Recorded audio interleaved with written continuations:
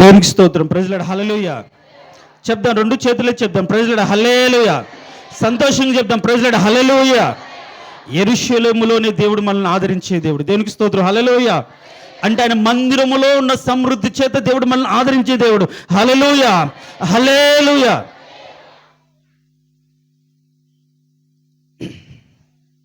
ఈ రోజుల్లో చాలామంది కోరుకునేది ఆదరణ. వారు ఒంటరిగా ఉన్నప్పుడు ఎవరైనా తోడుగా ఉండి బలపరచాలని కోరుకుంటారు. వారు దిగులులో ఉన్నప్పుడు ఎవరైనా చెంత చేరి ఏదైనా ఒక బలమైన మాట చెప్పాలనుకుంటారు. చూడండి, ఎంత గొప్ప విశ్వాస అయినా సేవకుడైనా ఏదో ఒక సమయంలో కృంగిపోతాడు, బాధపడతాడు. ఆ టైంలో వాళ్ళని బలపరిచేది ఏంటంటే ఒక ఆదరణ మాట. ఏలియా ఉన్నాడు.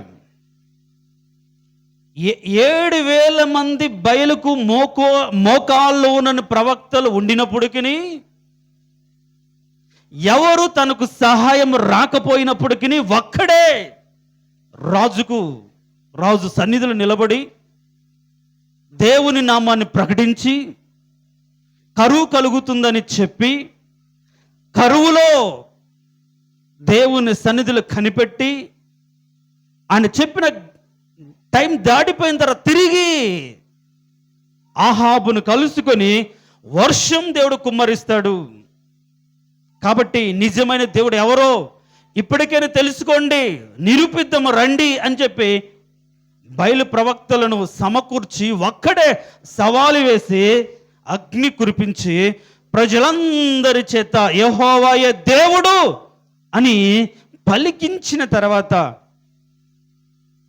ఏ వ్యక్తి కూడా ఆయనకు అండగా లేరు. ఎవరు కూడా దేవుడు జరిగించిన కార్యాలను బట్టి ఏలియాకు తోడు రాలేదు. యెహోవాయే దేవుడు అని చెప్పిన వారు, ఈయన ద్వారా కదా యెహోవా ఈరోజు మా దేవుడని తెలుసుకున్నాం, ఆయననే యెజెబెలు చంపడానికి తరుముతుంటే నీకు అండగా ఉన్నామయ్యా, మా కళ్ళు తెరిపించావు, దేవుడిని శక్తిని మాకు కనపరిచావు, మేము ఇంతమంది ఉండగా మమ్మల్ని దాటుకొని రావాలి, నీ మీద చెయ్యి వేయాలి అంటే అని ఒక్కరైనా సరే ఏలియాకు ఎదురు నిలబడలేదండి. ఏం చేస్తాడు? కృంగిన మనసుతో బాధపడుతూ వెళ్ళిపోయాడు. వెళ్ళిపోయి ఒంటరిగా మరణాపేక్ష కలిగిన వాడై దుఃఖంతో కృంగిపోతున్నప్పుడు దేవుడు ఏం చేశాడో తెలుసా? ఆయన ఆదరించడానికి, బలాన్ని సంపాదించుకోవడానికి, లేచి బలం పొందుకోవడానికి ఆహారాన్ని పెట్టాడు.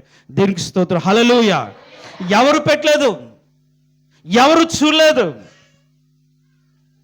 మోపుగా వర్షం కురిపించడానికి మోకాళ్ళ మీద పడి దుఃఖంతో కన్నీటితో దేవుని సన్నిధిలో ప్రార్థించాడు. అనేకులకు ఈయన దేవుడని కనపరిచాడు. కానీ ఏ వ్యక్తి కూడా ఆయనతో లేడు, ఏ వ్యక్తి కూడా ఆయన దగ్గరికి రాలేదు. అందుకని ఆయన అంటాడు, యెహోవా అడిగినప్పుడు నేను ఒక్కడనే రోషం కలిగి నీకోసం ఎదురు చూస్తున్నానయ్యా అంటాడు. అంటే ఆ సమయంలో ఒక్కరన్నా ఆదరించి, నువ్వు వెళ్ళి చూడు ఏదైనా మేఘం సముద్రం మీద వస్తుందా అని చెప్పినప్పుడు ఆ మేఘం వస్తుందా, అరిచేంత మేఘం పైకి ఎక్కుతుందని చెప్పిన వ్యక్తి లేడు. ఓబద్య అని ప్రవక్త, నువ్వు వెళ్ళి రాజుతో మాట్లాడంటే, అమ్మో నేను రాజు దగ్గరికి వెళ్ళను, ఆయన నన్ను చంపుతాడు, అయినా సరే ఒక్కొక్క గుహల 50 మంది నేను సమకూర్చి వారికి భోజనం పెడుతున్నానని చెప్పిన ఓబద్య కూడా, సరే ప్రజలందరూ దేవుని తెలుసుకున్నారు కదా,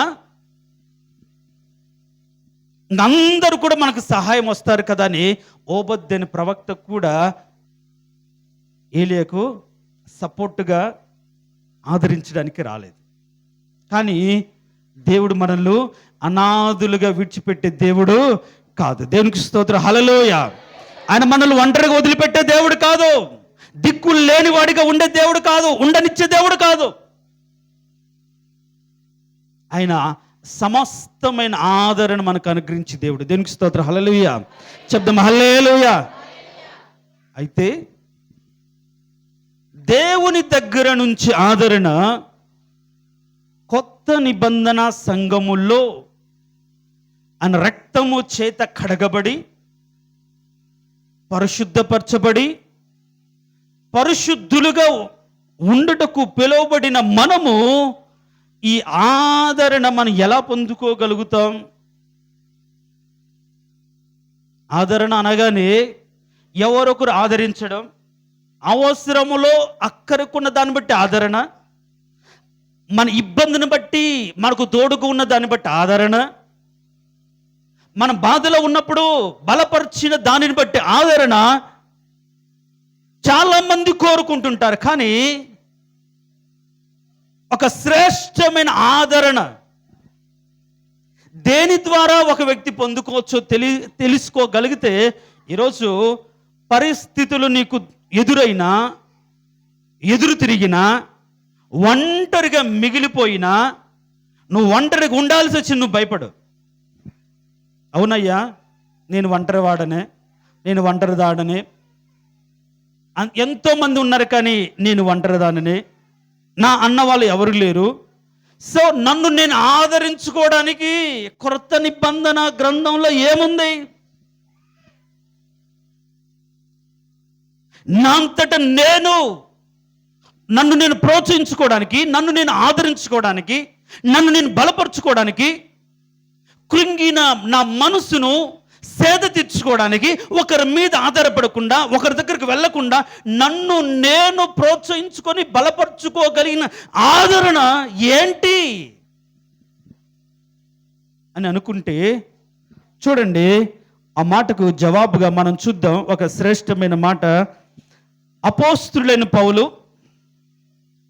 రోమిలికి రాసిన పత్రిక 1వ అధ్యాయం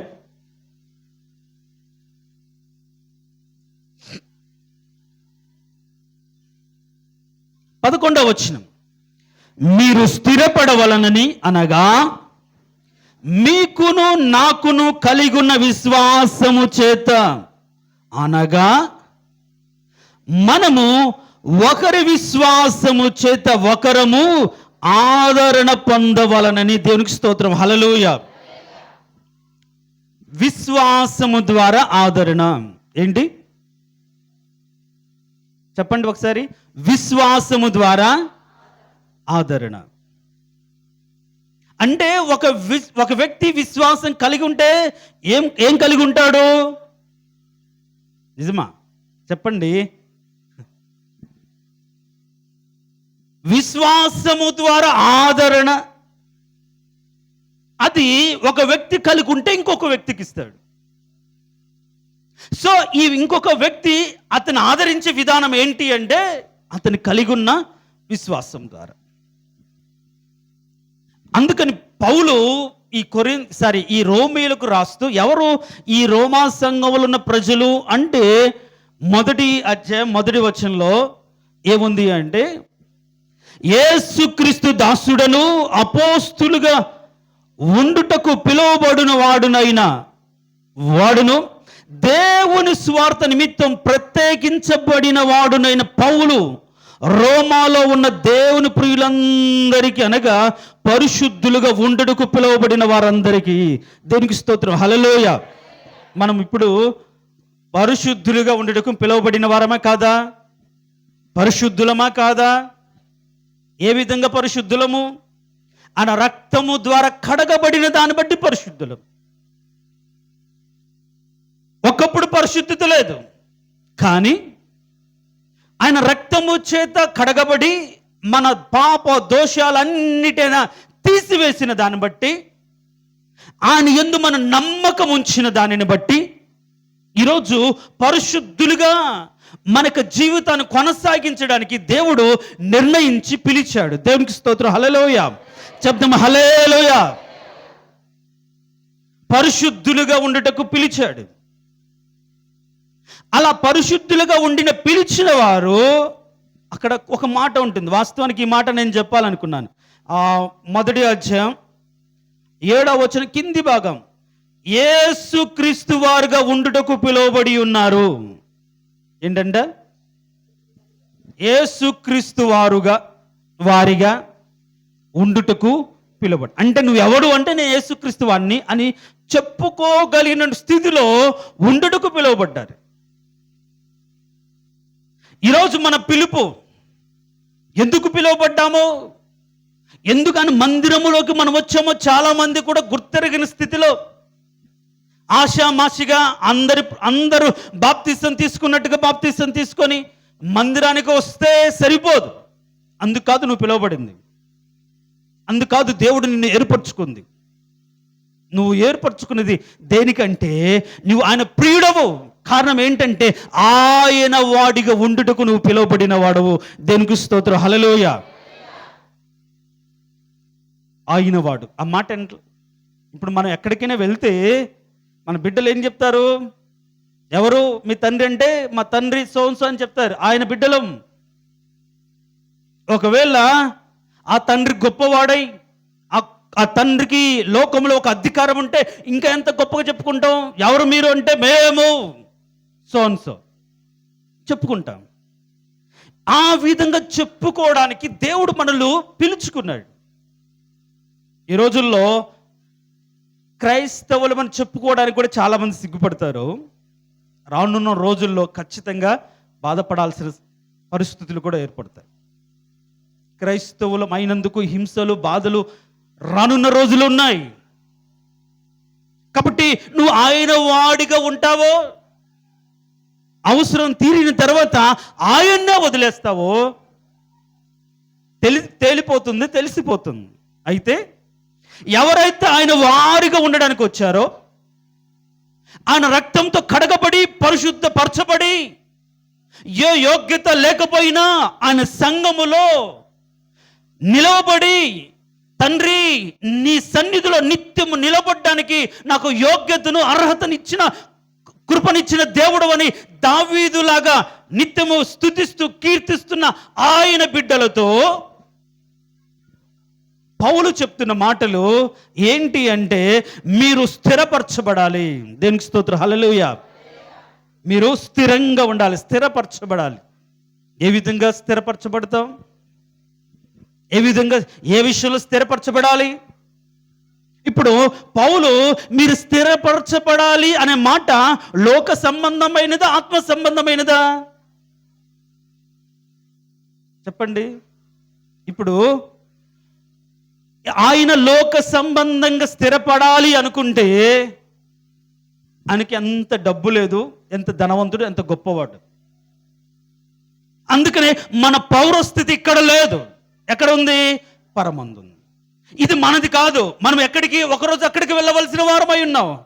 అక్కడికి వెళ్ళటానికి ఇక్కడ మన నీతిని, మన భక్తిని, మన పరిశుద్ధతను మనము కాపాడుకోవాలి. దేనికి స్తోత్రం, హల్లెలూయా. ఏం కాపాడుకోవాలి? అక్కడికి వెళ్ళాలి అంటే మన నీతిని, ఆయన రక్తము ద్వారా అనుగ్రహించబడిన నీతిని, ఆయన రక్తము ద్వారా కడిగబడి అనుగ్రహించబడిన పరిశుద్ధతను, ఆ పరిశుద్ధతలో కొనసాగించుతున్న ఆ భక్తిని మనం కాపాడుకోగలిగితే మనం ఇక్కడ వారం కాదు. ఎక్కడి వారము? అక్కడ ఉంటాం. అందుకని మీరు స్థిరపడాలి అన్నప్పుడు ఈ లోకంలో మంచి ఉద్యోగంలో స్థిరపడాలి, మంచి ఇల్లు కట్టుకొని స్థిరపడాలి, మంచిగా సంపాదించి స్థిరపడాలి అని ఆయన చెప్పకుండా, మీరు విశ్వాసంలో స్థిరపడి క్రీస్తులో నుంచి వైదొలిగిపోకుండా, లోక సంబంధమైనటువంటి ఆశలను మీ బ్రతుకులోకి రాకుండా, లోక సంబంధమైన వ్యామోహాల చుట్టూ మీ బ్రతుకు ఉండకుండా, క్రీస్తుకు ఆయన పిలిచిన పిలుపుకు తగినట్టుగా మీ యోగ్యకరమైన ప్రవర్తన మీరు ఉండినట్లుగా మీరు ఈ లోకంలో మీ విశ్వాసాన్ని స్థిరపరచుకోవాలి. ఎలా ఆ విశ్వాసాన్ని స్థిరపరచుకోగలుగుతాము అంటే, అది ఒక విశ్వాసము ద్వారా విశ్వాసాన్ని మనము స్థిరపరచుకోగలుగుతాం. దేనికి స్తోత్రం, హల్లెలూయా. మీరు అదే మాటలో, అదే అధ్యాయంలో ఒక మాట అంటాడు, విశ్వాసం ద్వారా మనకి ఏం కలుగుతుంది అంటే, ఆ రోజుల్లో విశ్వాసం ద్వారా రాజ్యాలు జయించారు, విశ్వాసం ద్వారా సింహపు నోళ్ళు మూయించారు, ఖడ్గదారులు చల్లార్చారు. అంత మాత్రమే కాదు, విశ్వాసం ద్వారా ఏం కలుగుతుంది అంటే, మొదటి అధ్యాయం, రోమిలకు రాసిన పత్రికలో మొదటి అధ్యాయం 17వ వచనం.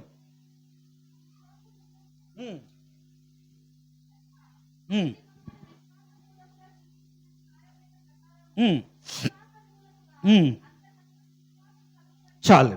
ఏంటంట? విశ్వాస మూలముగా ఏం కలుగుతుంది? అంతకంతకు విశ్వాసం కలుగుతుంది. అంతకంతకు విశ్వాసం అంటే, కొద్ది విశ్వాసం ఉంటే ఆ విశ్వాసం ద్వారా ఇంకా విశ్వాసం బలపరచబడుతుంది. అంటే ఈ రోజుల్లో విశ్వాసము ద్వారా అంతకంతకు అభివృద్ధి చెందాలి అని కోరుకున్నదేంటి? డబ్బు, ధనము, ఆస్తి, ఐశ్వర్యము, ఈ లోకములో గొప్పవారము అనిపించుకోవడానికి, దేవుని చేత ఆశీర్వదించబడ్డాము అనిపించుకోవడానికి తాపత్రపడుతున్నారు. కాదు ప్రియులారా, నువ్వు నీతిగా జీవించడానికి నీ డబ్బు అవసరం లేదు. నీ పరిశుద్ధతలో బ్రతకడానికి ఈ లోక సంబంధమైన ధన ధాన్యాలు కాదు. నీ నీతి, నీ పరిశుద్ధతను కాపాడుకోవడానికి మొదట నీ విశ్వాసం కొద్దిదైనా ఆ విశ్వాసాన్ని బట్టి అంతకంతకు విశ్వాసము పెరగాలి. దేవునికి స్తోత్రం, హల్లెలూయా. అంటే నీతిమంతుడు ఎలా బ్రతుకుతాడు? విశ్వాసం మూలంగా. ఈ నీతి ఎలా కలిగింది? యేసుక్రీస్తును మనము విశ్వసించిన దానిని బట్టి.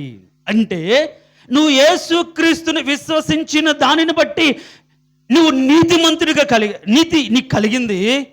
ఈ నీతి ఎక్కువగా ఉండాలి అంటే, ఆ నీతిని నువ్వు కాపాడుకోవాలంటే విశ్వాస సంబంధమైన మంచి పోరాటము ద్వారా నీ విశ్వాసాన్ని కాపాడుకోవాలి.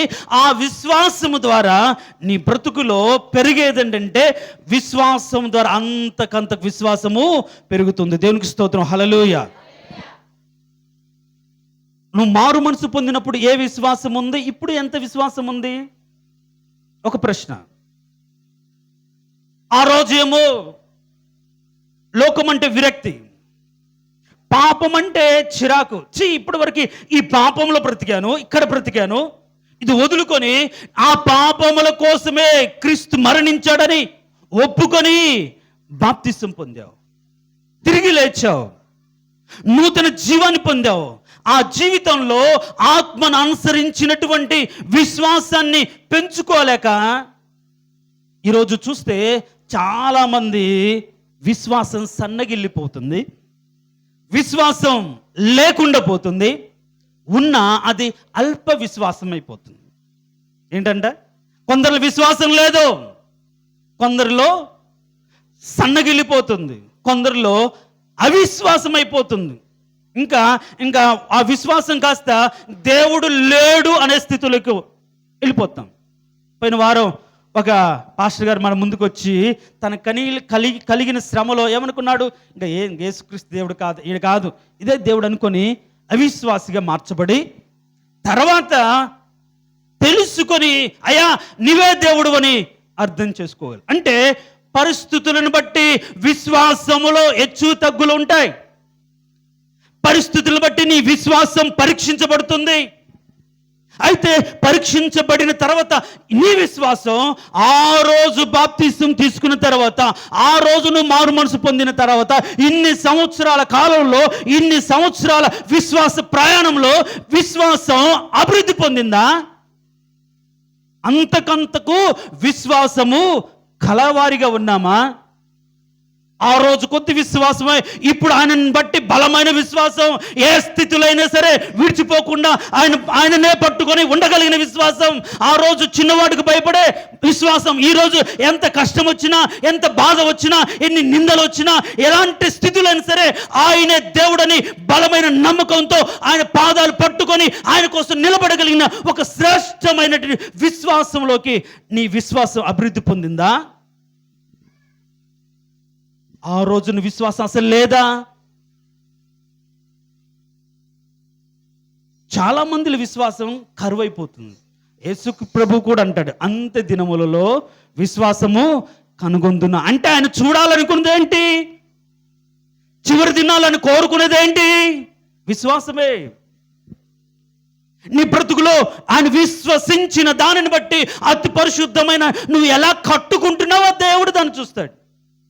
కాబట్టి కట్టడం అనేది అది ఆగిపోయింది అనుకోండి, అది ఎప్పుడు ఎదిగినట్టు ఉంటుంది, అంతవరకు కట్టబడ్డావు. కానీ అంతకంతకు విశ్వాసం ద్వారా అధిక విశ్వాసములోకి నువ్వు కట్టబడుతూ దేవుడికి సమీపంగా రాబడి నీ విశ్వాసాన్ని బట్టి దేవునితో ఒక శ్రేష్టమైన సంబంధం కలిగి ఆ విశ్వాసం ద్వారా నువ్వు ఇంకొకరిని ఆదరించగలుగుతావు.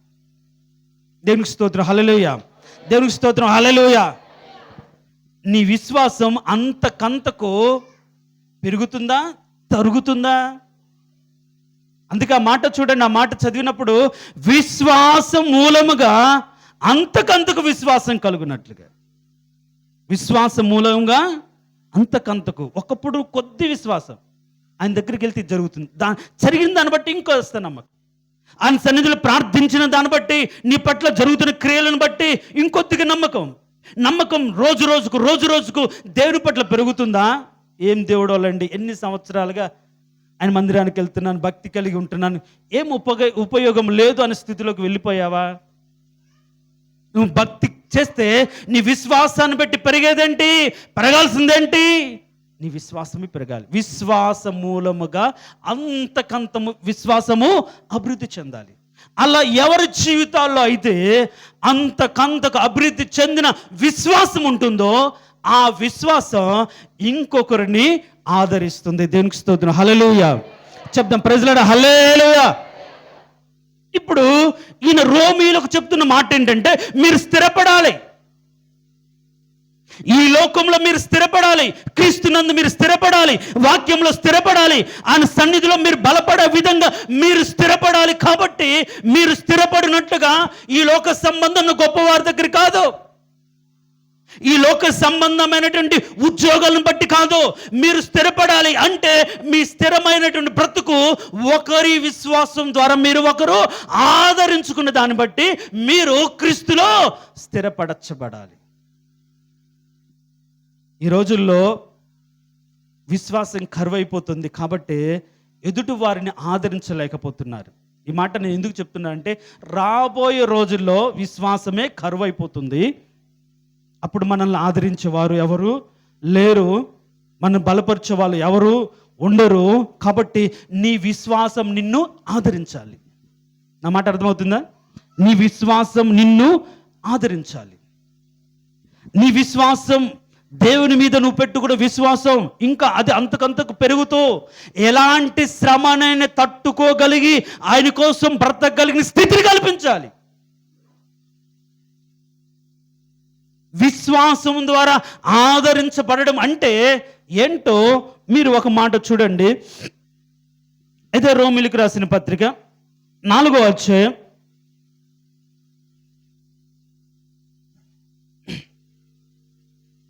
రోమీయులకు రాసిన పత్రిక 4వ అధ్యాయం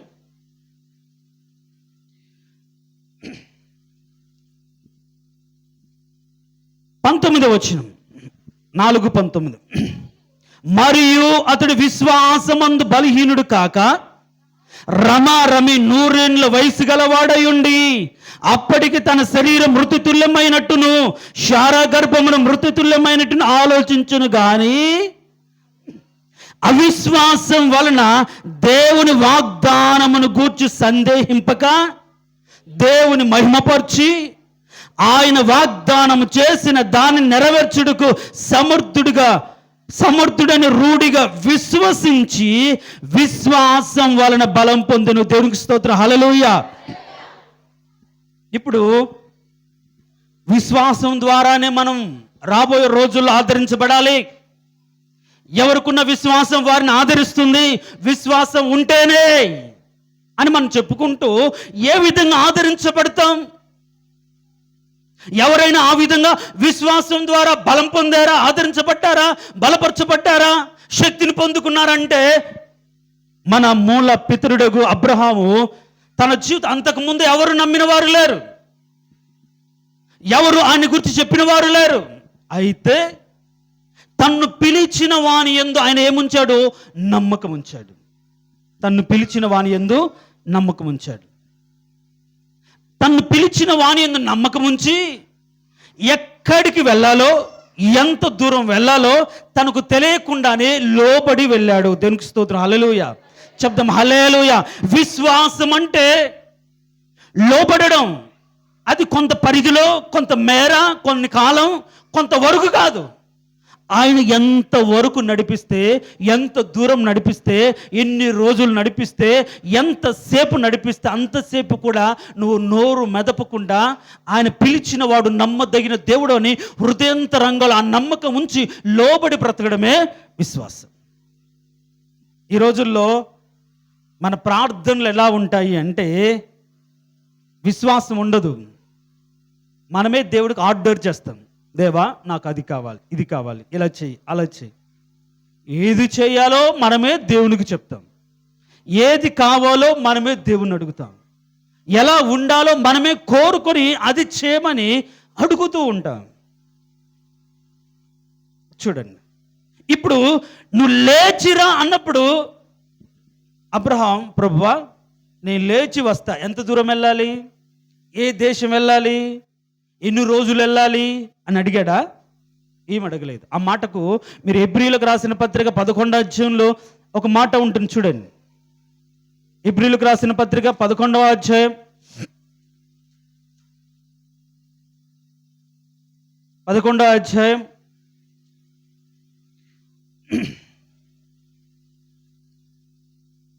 8వ వచనం.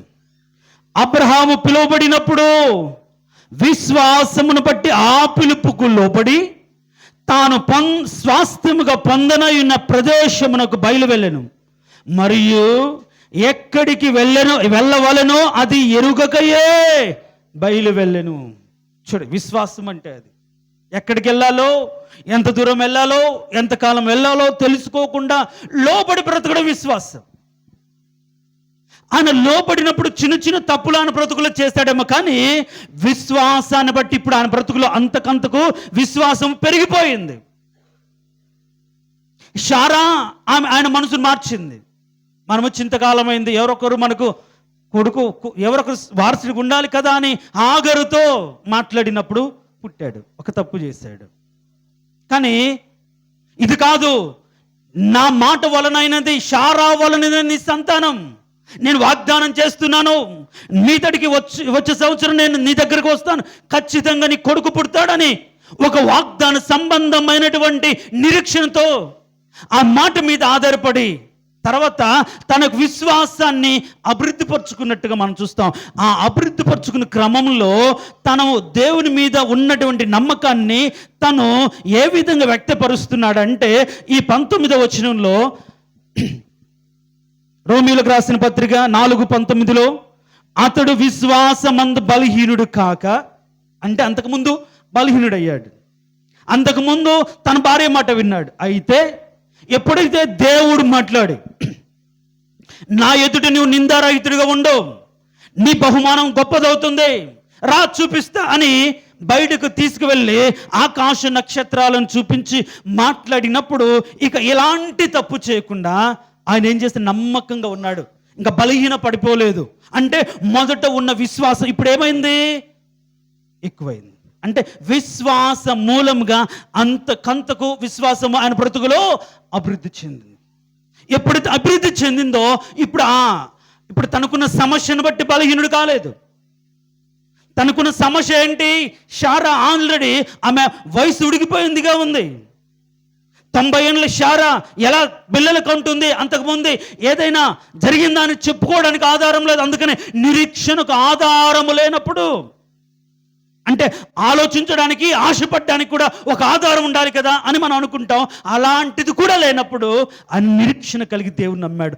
దేవునికి స్తోత్రం, హల్లెలూయా. అంటే మన విశ్వాసం పరిస్థితుల మీద కాకుండా, మనుషుల మీద కాకుండా, వచ్చేదాన్ని బట్టి కాకుండా, విన్నదాన్ని బట్టి కాకుండా, చూసిన దాన్ని బట్టి కాకుండా, ఆయన చెప్పిన మాటను బట్టి, నిరీక్షణకు ఆధారం లేనప్పుడు ఆయన మాటను బట్టి మన హృదయాంతరంగాల్లో ఒక నిరీక్షణను పుట్టించేది మనము కలిగిన విశ్వాసం. దేవునికి స్తోత్రం, హల్లెలూయా. నిరీక్షణకు ఆధారమే లేనప్పుడు ఆయన నమ్మాడు. అది విశ్వాసం. అది అంతకంతకు అభివృద్ధి చెందిన తర్వాత బలహీనుడు కాలేదు. ఆలోచనలు రాకుండా ఉంటాయా? వచ్చాయి. ఇప్పుడు మనం అక్కడ చదివితే రమారమి 100 వయసు గలవాడై అప్పటికి తన శరీరము మృతతుల్యమైనట్టును శారా గర్భము మృతతుల్యమైనట్టును ఆలోచించెను. మనుషులం కాబట్టి ఆలోచనలు వస్తాయి. మనుషులు కాబట్టి రకరకాల మనుషులు మనకు ఏదో ఒక మాటలు చెప్తూ ఉంటారు. ఆలోచనలు రాకుండా పోవు. కానీ నీ ఆలోచనలు, నీ మాటలు మనుషులను బట్టి కాదు, నీకొచ్చే తలంపులను బట్టి కాదు, నువ్వు చూసిన దాన్ని బట్టి కాదు, నువ్వు విన్న దాన్ని బట్టి కాదు. ఆలోచనలు వస్తాయి కానీ నీ ఆలోచన బట్టి కాదు. ఇప్పుడు అక్కడ మనం కింద చదివిన మాట చూడండి, చదవండి. ఆలోచించను కానీ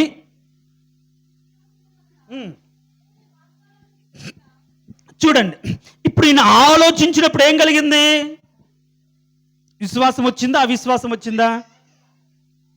ఆలోచించండి. ఇది ఎలా సాధ్యం? ఇది ఎట్లా? ఆయన మహోన్నతుడైన దేవుడు అని తెలుసు. మహాకాశాలు సృష్టించిన సృష్టికర్త అని తెలుసు. కానీ కొన్ని విషయాల్లో నమ్మడానికి మనసు రాదు. కొన్ని విషయాల్లో దేవుడు చేస్తాడు అని మనం ప్రార్థించడానికి కూడా విశ్వాసం సరిపోదు. కారణం ఏంటంటే నీ ఆలోచనలు, నువ్వు ఆ విషయంలో ఇది కాదులనే నీ హృదయాలోచనలు బట్టి ఇది జరగవు అని అనుకుంటావు. మనం ఆలోచన చేస్తే మన ఆలోచనలు మన యొక్క చూపును బట్టి, పరిస్థితులను బట్టి ఉంటే మనలో ఏం కలగ చేస్తుందంటే అవిశ్వాసమే కలగ చేస్తుంది. కానీ ఈ అవిశ్వాసం కలగజేసే ఆలోచనలను బట్టి కాకుండా ఇప్పుడు ఆయన ఆ మాట చూడండి, అవిశ్వాసం వలన దేవుని వాగ్దానం గురించి సందేహింపక దేవుని మహింపర్చి, చూడండి, ఆయన వాగ్దానము చేసిన దాన్ని నెరవేర్చుటకు సమర్థుడు. దేవునికి స్తోత్రం. హల్లెలూయా, హల్లెలూయా. చేయగలిగింది ఎవరు? చేసేది ఎవరు? మరి నువ్వు నమ్మడానికి ఏమి అంటే ఈ రోజుల్లో నమ్మటానికి కూడా ఇది చాలా ఖర్చు పెట్టాల్సిన అవసరం ఉన్నట్టుగా ఫీల్ అవుతారు. నువ్వు నమ్మాలి అంటే ₹1,00,000 దేవునికి ఇవ్వాలా? ₹1,00,000 పెట్టి కొనుక్కోవాలి ఆలోచన లేదు. అలాంటి ఆలోచనలు చాలామంది అమ్ముకుంటారు లోకంలో. వాళ్ళ దగ్గరికి వెళ్తే అది ఇదని చెప్పుకునే డబ్బులు బాగానే గుంజుకుంటారు. అలా కాదు, నువ్వు ఆయన నమ్మాల్సింది ఏంటంటే ఆయన చెప్పిన మాట నెరవేర్చడానికి సమర్థుడైన దేవుడు అని నమ్మాలి. ఈరోజు నీ పరిస్థితి ఏంటి? నువ్వున్న స్థితిని బట్టి నీకున్న ఆలోచన ఏంటి? నీ ఆలోచన బట్టి నువ్వు దిగులులో ఉన్నావా? నీ ఆలోచన బట్టి కృంగిపోయి ఉన్నావా? నీ ఆలోచన బట్టి నన్ను ఆదరించేవారు ఎవరు లేరు, ఏంటి నా పరిస్థితి, ఎవరు అని దిక్కులేని స్థితిలో ఉన్నావా? నువ్వు ఆలోచించిన దాన్ని బట్టి అవిశ్వాసం నీలోకి వచ్చి సందేహాలు వచ్చాయా? నువ్వు ఆలోచన నీకున్న దాన్ని బట్టి, నీకెవరో చెప్పిన దాన్ని బట్టి, నువ్వు చూసిన దాన్ని బట్టి కాదు, నువ్వు నమ్మిన దేవుని బట్టి, ఆయన ఏదైతే చెప్పాడో ఆ మాటను బట్టి, ఆయన సామర్థ్యాన్ని బట్టి నీ నమ్మకం ఉండాలి. నా మాటలు అర్థమవుతున్నాయా? నీకున్న అతి కష్టమైన సమస్య, అసలు ఈ లోకంలో ఎవ్వరు కూడా ఇది తీర్చలేరు అని నువ్వు అనుకుంటే సరిపోదు కదా. అది నీ ఫీలింగ్ అంతే, అది నీ ఆలోచన అంతే. కానీ దేవునికి అసాధ్యమైనదంటే ఏమీ లేదు కదా. కాబట్టి ఆయన అసాధ్యమైనదంటే ఏది లేదనే విశ్వాసం నీలో ఉన్నప్పుడు, ఆయన ఏదైనా చేడుకు సమర్థుడనే నమ్మకం నీ బ్రతుకులో ఉన్నప్పుడు, ఇప్పుడు అటు ఇటు చూడకుండా, పరిస్థితుల వైపు ఉండకుండా నీ విశ్వాసం నిన్నేం చేస్తుందంటే బలపరుస్తుంది. దేవునికి స్తోత్రం. హల్లెలూయా చెప్దాం, హల్లెలూయా. అందుకని నీ విశ్వాసం నిన్ను బలపరుస్తుందా, బలహీనపరుస్తుందా? నీ కలిగి ఉన్న విశ్వాసం. ఈ రోజుల్లో అనేకులు వచ్చి మన విశ్వాసాన్ని కించపరిచే వాళ్ళు కొందరు ఉంటారు, హీనపరిచే వాళ్ళు కొందరు ఉంటారు. ఎలీషా వచ్చి చెప్తాడు, మీరు ఈ కరువులో ఉన్నారు, రేపు సాయంత్రం ఇప్పటికల్లా సమృద్ధి రాజ్యంలో కలుగుతుందంటే ఒకడు వచ్చి అంటాడు, ఆకాశపు వాకిళ్ళు దేవుడు తెరిచిన జరుగుతుందా అంటాడు. చూడండి, అప్పుడు తెరిచిన రోజు చూసిన రోజు నువ్వైతే అనుభవించు అంటాడు. అట్లానే మరుసటి రోజుకే తినడానికి తిండి లేని వారి జీవితాల్లో మరి అక్కడ పావురపు రెట్ట అది ఎంతో వాల్యూ చేసింది. అంటే ఆ పెంట తినే స్థితిలో ఉన్న వాళ్ళ బ్రతుకుల్లో ఇప్పుడు ఒక రోజులోనే ఆకాశపు వాకిలు విప్పి సమృద్ధిగా తినే కృపను దేవుడిచ్చాడు. దేవునికి స్తోత్రం, హల్లెలూయా. కానీ ఎవరైతే నమ్మలేదో, ఎవడైతే అవిశ్వాసంతో మాట్లాడే వాడైతే అనుభవించలేదు. ఆ ద్వారము దగ్గర నిలబడి అందరు తొక్కిన దాన్ని బట్టి వాడు చచ్చినట్లుగా రాయబడింది. చూడండి, నీకున్న అవిశ్వాసం దేవుడు అనుగ్రహిస్తున్నటువంటి కృపను, దేవుడు అనుగ్రహిస్తున్నటువంటి మహిమను, దేవుడు నీ పట్ల చేయబోతున్నటువంటి మేలును అడ్డుగా ఉంటుంది. ఈ రోజుల్లో దేవుని వలన ఒక శూరకార్యం పొందలేని స్థితి ఏంటంటే, అడ్డు ఏంటంటే వారికి ఉన్న అవిశ్వాసమే. నీ అవిశ్వాసాన్ని బట్టి దేవుడు నీ బ్రతుకులో కార్యాలు జరిగించలేకపోతున్నాడు. అందుకనే అక్కడికి వచ్చి సొంత ఊరిలోకి వచ్చిన తర్వాత వారి యొక్క అవిశ్వాసాన్ని బట్టి అక్కడ ఏ స్వస్థత, ఏ కార్యం అక్కడ జరిగించలేదు అని యేసుక్రీస్తు అంటాడు. అవిశ్వాసం ఉంటే ఏమి చేయడు. అవిశ్వాసం ఉండడానికి పరిస్థితులు ఎన్నో నీకు కనిపించవచ్చు, కానీ ఆ పరిస్థితులను చూడకూడదు. పరిస్థితుల వైపు నువ్వు పరిగెత్తకూడదు. పరిస్థితులను బట్టి నీ విశ్వాసాన్ని అంచనా వేసుకోకూడదు. పరిస్థితుల మీద నీ విశ్వాసం ఆధారపడకూడదు. వీటన్నిటికంటే అధికుడైన దేవుడు, వాటన్నిటినీ నువ్వు ఎలా ఉన్నా సరే సమస్తము చేయగలిగిన దేవుడు అని నువ్వు నమ్మిన దానిని బట్టి నీ విశ్వాసం నిన్ను బలపరుస్తుంది. దాన్ని బట్టి నీ జీవితంలో గొప్ప ఆదరణ కలుగుతుంది. దేవునికి స్తోత్రం, హల్లెలూయా. అలాంటి విశ్వాసం ఉన్నవాళ్ళే ఇంకొకరిని ఆదరిస్తారు. చూడండి, తను 100 ఏళ్ల వయసులో కుమారుని కన్నాడు. కారణం ఏంటంటే విశ్వాసం వలన బలం పొందిన వ్యక్తి. ఆ విశ్వాసం, ఆ నమ్మకం నీతిగా ఎంచబడింది. ఆయన ఇప్పుడు మనకు మూలపితరుడయ్యాడు. అయితే ఈ విశ్వాసాన్ని బట్టి ఎవరు బలం పొందుకున్నారంటే ఆయన కుమారుడైన ఇస్సాకు ఆదరించబడ్డాడు. అర్థమవుతుంది నా మాట? తండ్రి యొక్క విశ్వాసాన్ని బట్టి, తండ్రి యొక్క నమ్మకాన్ని బట్టి, తండ్రి కలిగినటువంటి ఆత్మీయతను బట్టి, తండ్రి చూపినటువంటి తెగువను బట్టి, తండ్రి యొక్క సమర్పణ జీవితాన్ని బట్టి సమస్యలో, బాధలో, ఇరుకులో ఇస్సాకు ఆదరించబడ్డాడు, బలపరచబడ్డాడు. మీరు చూద్దాం, ఇప్పుడైనా విశ్వాసం కలిగిన వాడిగా, అంతకంతకు విశ్వాసం పొందిన వాడిగా, బలపరచబడిన వాడిగా అబ్రహాం ఉన్నాడు. ఆ విశ్వాసం ద్వారా ఎవరు బలపరచబడ్డారంటే చూడండి, ఆదికాండం 26వ అధ్యాయం, ఆదికాండం 26వ అధ్యాయం 4వ వచనమా, దేవుడు మాట్లాడిన మాట. ఆదికాండం 26 2వ వచనం.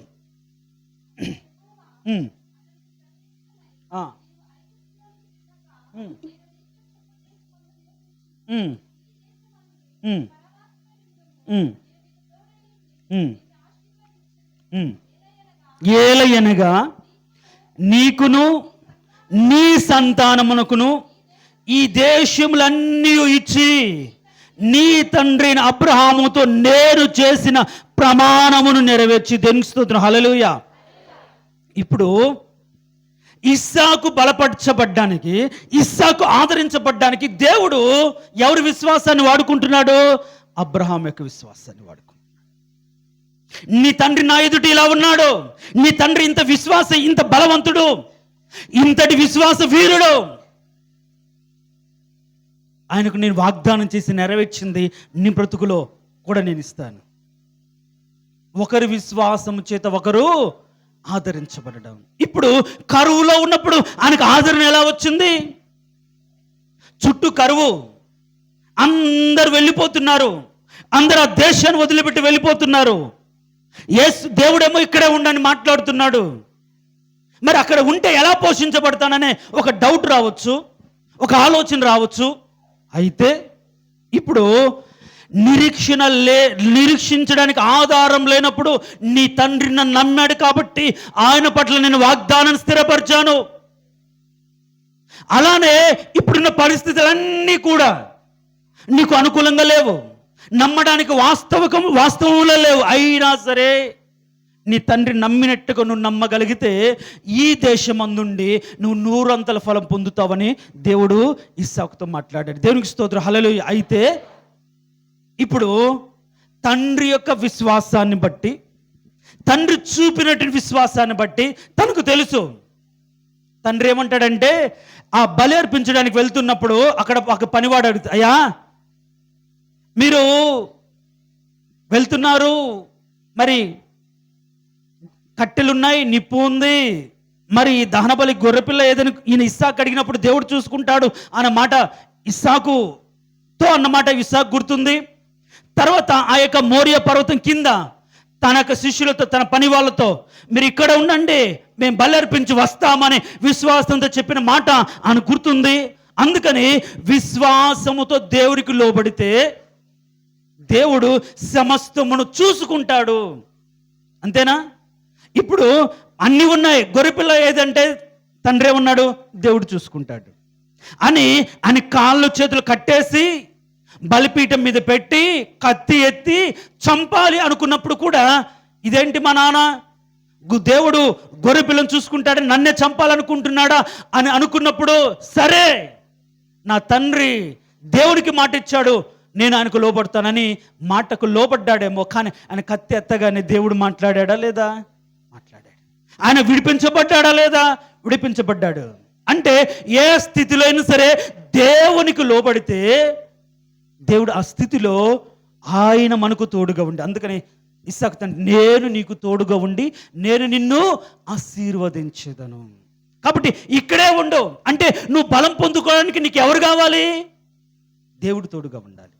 ఈ రోజులో బలము, సంతోషం పొందుకోవడానికి వాళ్ళని వీళ్ళని తోడుగా, వేరే ఊరికి వాళ్ళకి వెళ్ళామనుకోండి, మన వాళ్ళు తెలిసిన వాళ్ళు ఎవరో ఉన్నారనుకుంటారు. వేరే దేశం వెళ్తే మన దేశం వాళ్ళు ఎవరు అనుకుంటారు. వేరే రాష్ట్రం వెళ్తే మన రాష్ట్రం వాళ్ళు ఉన్నారా లేదనుకుంటారు. వేరే జిల్లా వెళ్తే మన జిల్లా వాళ్ళు ఉన్నారా లేదనుకుంటారు. పక్క ఊరికి వెళ్ళినా సరే మన ఊరు ఉన్నవారు లేదనుకుంటారు. ఈవెన్ కాలేజీలో చేరినా సరే మన కాలేజీలో చదివినవాడు మనతో కూడా చదివినవాడు ఉన్నాడా లేడు అనుకుంటాడు. కానీ నువ్వు ఎక్కడ ఉండినా, ఒంటరిగా ఉండినా, నువ్వు దేవుని మాటకు లోబడగలిగితే, ఆ విశ్వాసం నీకు ఉండగలిగితే దేవుడు ఏం చేస్తాడంటే ఆ విశ్వాసం ద్వారా నీకు ఆదరణ కలుగజేస్తాడు. ఆ విశ్వాసం ద్వారా దేవుడు నిన్ను బలపరుస్తాడు. అందుకనే పౌలు చెప్తున్నాడు, మీరు స్థిరపరచబడాలి. మీలో నమ్మకం కలిగించేది, క్రీస్తులో మిమ్మల్ని నిలబెట్టేది ఏంటంటే మీకున్న ఆస్తి అంతస్తు కాదు, వాటిని వదులుకొని నేను చెప్తున్నాను, మీరు ఒకరి విశ్వాసం ద్వారా ఒకరు ఆదరించబడాలి. ఈరోజు తండ్రి అయిన అబ్రహాము విశ్వాసం ద్వారా కుమారుడిని ఇస్సాకు కరువులో ఆదరించబడి దేవుని శక్తిని పొందుకొని 100 ఫలం పొందుకోగలిగాడు. కాబట్టి నా ప్రియ దేవుని సంగమా, ఈరోజు క్రీస్తులో స్థిరపరచబడడానికి గల కారణం నీ విశ్వాసం. క్రీస్తుని కలిగి బ్రతకడానికి కావాల్సింది ఏంటి? నీ విశ్వాసం. ఆయనలో స్థిరపరచబడాలి, విశ్వాసంలో స్థిరపరచబడాలి. అలా స్థిరపరచబడిన వారి ద్వారా ఇంకొకరిని మనం ఆదరించగలుగుతాం. ఆ విశ్వాసం ద్వారా ఇంకొకరిని ఆదరించగలుగుతాం. కాబట్టి దేవుడు అట్టి విశ్వాసం, అబ్రహాముకి ఇచ్చిన విశ్వాసం. అంటే ఈ టాపిక్ను ఒక 2-3 వారాలు చెప్పాలనుకున్నాం. అందుకని అబ్రహాము యొక్క విశ్వాసం తన కుమారుడైనటువంటి ఇస్సాకును ఎలాంటి స్థితిలో ఆదరించిందో, ఒకవేళ నీ బిడ్డలు, నీ సంతానం నీకు కలిగిన విశ్వాసాన్ని బట్టి, నువ్వు కలిగిన బ్రతుకును బట్టి వారు దీవించబడతారు, వారు కూడా బలపరచబడతారు. వాళ్ళకున్న శ్రమలో, బాధలో, దుఃఖంలో నా తండ్రి ఇలా బ్రతికి ఆశ్చర్యకరంగా దీవించబడ్డాడు, నా తండ్రి ఇలా బ్రతికి, నా తల్లి ఇలా బ్రతికి దీవించబడింది, విడిపించబడింది అనే నమ్మకం నీ బిడ్డలు కలగ చేయగలుగుతారు. అలాంటి నమ్మకం కలిగించాలంటే మనం ఏ విధంగా ఉండాలో, ఏ విధంగా విశ్వాసాన్ని కాపాడుకోవాలో మనం వచ్చే వారం మన విశ్వాసాన్ని కాపాడుకునే విధానం తెలుసుకుందాం. ఇప్పుడైతే నీ విశ్వాసం అంతకంతకు పెరిగిందా తరిగిందా అని పరిశీలించుకుందాం. తలలు వంచండి. తలలు వంచిన ప్రియ సహోదరి సహోదరుడా, నువ్వు మారు మనసు పొంది ఎన్నో సంవత్సరాలు, క్రీస్తుని అంగీకరించి ఎన్నో సంవత్సరాలు, నీ హృదయమందు విశ్వసించి ఎన్నో సంవత్సరాలు. మరి ఈరోజు నీ యొక్క హృదయపు స్థితి, హృదయంలో ఆయనను గూర్చిన నమ్మకం, ఆయన పట్లున్న విశ్వాసం ఏ స్థితిలో ఉంది? నీతిమంతుడి విశ్వాసం మూలంగా బ్రతుకును, విశ్వాసం మూలంగా అంతకంతకు విశ్వాసం కలుగును అనే మాట నీ జీవితంలో నెరవేర్చబడిందా? అనే విధంగా నిన్ను, నీ బ్రతుకును, నీ విశ్వాసాన్ని అంతకంతకు అభివృద్ధి చెందే విశ్వాసంలో అతి పరిశుద్ధమైన దాని మీద నువ్వు నమ్మిన దాన్ని బట్టి కట్టుకోగలుగుతున్నావా?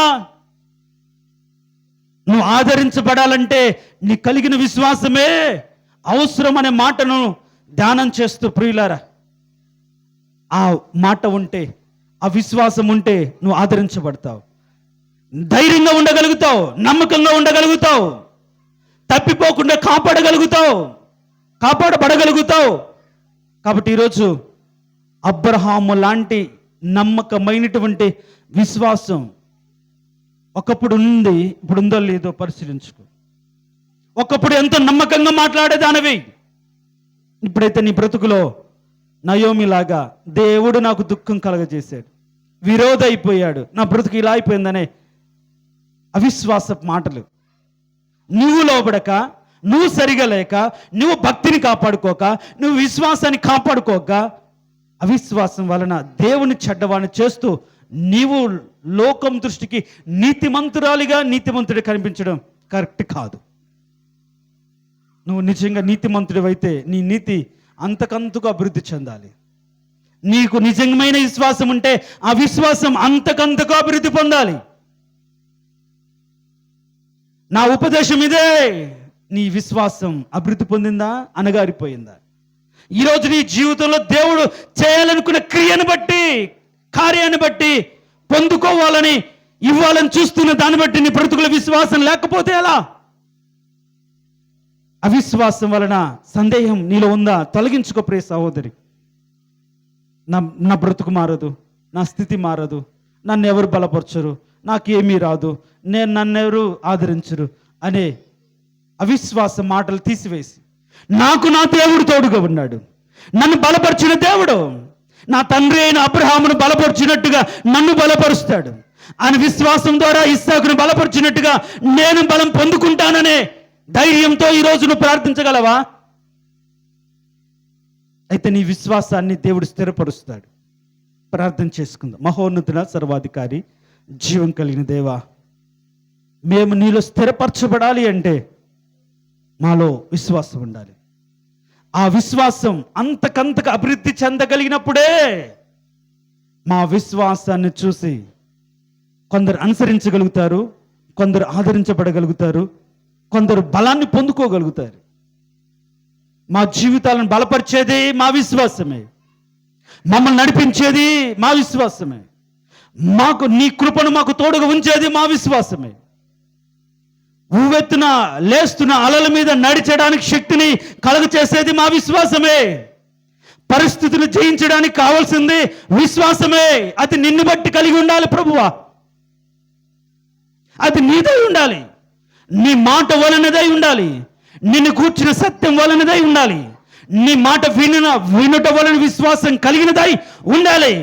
ఎన్నో సంవత్సరాలు విని అప్రకారం చేయలేక ఇంకా ఇసుకలో కట్టుకున్న వారిగా కట్టుకొని వరద వచ్చినప్పుడు, వాన వచ్చినప్పుడు కూలిపోతున్నారు ప్రభు. అనేక మంది విశ్వాసులు చల్లారిపోతున్నారు, దిగజారిపోతున్నారు, దూరం అయిపోతున్నారు ప్రభు.